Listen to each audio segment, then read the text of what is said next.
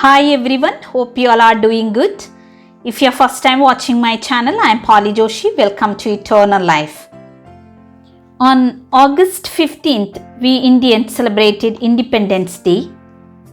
We take this day to celebrate the birth of a nation and more broadly the gifts of freedom and liberty that we hold dear. We all fight for freedom. No one wants to be under the slavery of anybody. Take a look at what the Bible speaks about freedom and liberty. Do you know the central theme of the entire Bible? It is freedom from slavery. In the Gospel of Luke, Jesus stands in the synagogue and inaugurates his own ministry by reading from the prophet Isaiah. Jesus says that he has been sent to proclaim freedom for prisoners. The verse says like this: "The Spirit of the Lord is upon me, because he has anointed me to proclaim good news to the poor. He has sent me to proclaim the liberty to the captives and recovery of the sight to the blind, to set at liberty those who are oppressed, to proclaim the year of the Lord's favor."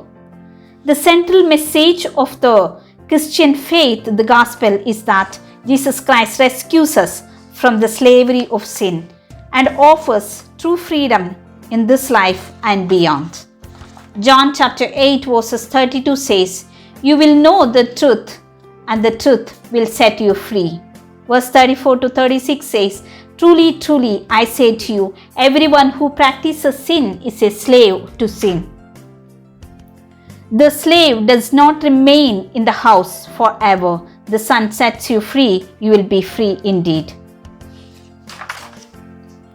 Revelations chapter 1 verses 5 to 6 says, "And from Jesus Christ, the faithful witness, the firstborn of the dead and ruler of the kings of the earth, to him who loves us and freed us from our sins by his blood and made us to be a kingdom, priest, serving his God and Father, to him be glory and dominion forever and ever. Amen."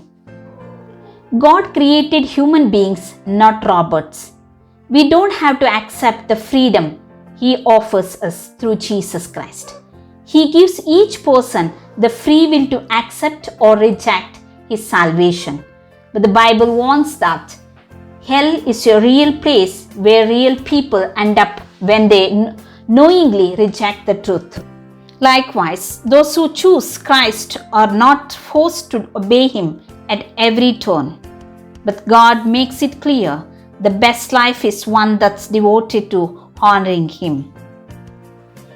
We all know that the story of Jesus is the story of salvation and deliverance from sin. When someone appeals to God and seeks forgiveness in Jesus, his sins are removed. He is cleansed. His relationship with God is restored and he is made a new creature. It is not the work of man but by the redemption work of Jesus Christ on the cross of Calvary. It is the fundamental need of each person in this universe to be saved and have freedom from his sins. So the question will arise in our minds that what is required to be saved? Bible says in Hebrews chapter 11 verse 6, "But without faith it is impossible to please him." In the Old Testament of Bible we could see that there are two things required to forgive sins. It was personal faith and complete trust in him. Bible says in Romans chapter 4 verses 3, "For what saith the scripture? Abraham believed God and it was counted unto him for righteousness." As per the Old Testament law, the believers were asked to keep the 10 commandments and God knew they would fail because of their sinful nature. So he has provided a sinless blood sacrifice, an animal without spot or blemish, a substitute. In fact, the purpose of the law was to reveal that they couldn't live up to God's required standard. Sinless perfection is not possible because of our forefathers' sin. Because of their disobedience, whole human race fall into the slavery of sin. Galatians chapter 3 verses 24 says, "Wherefore the law was our schoolmaster to bring us unto Christ, that we might be justified by faith." When the people failed, they were to confess their sins, placing their hand on an innocent animal.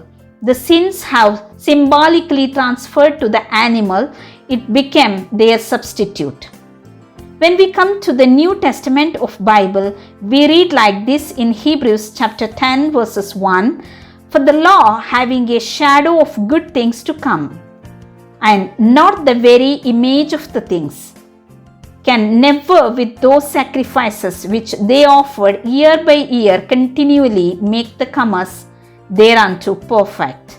So we understand that final payment came when Jesus died on the cross. He was the real Lamb of God who became our substitute.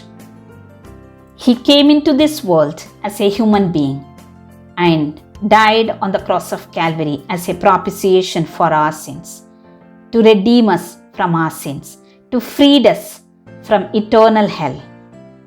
Lord's forgiveness is available to those who ask for it and are willing to receive it. Bible says, if we confess our sins, God is faithful and just and will forgive us our sins and purify us from all unrighteousness. When we accept Jesus Christ as our Savior, we begin a lifelong process of spiritual growth. When we trust Christ as our Savior, the Holy Spirit comes and lives within us, and He begins the process of changing our lives. May God enable you to receive Jesus Christ as your Lord and Savior and start your new journey of freedom with Jesus Christ. May God bless you. May His name be glorified.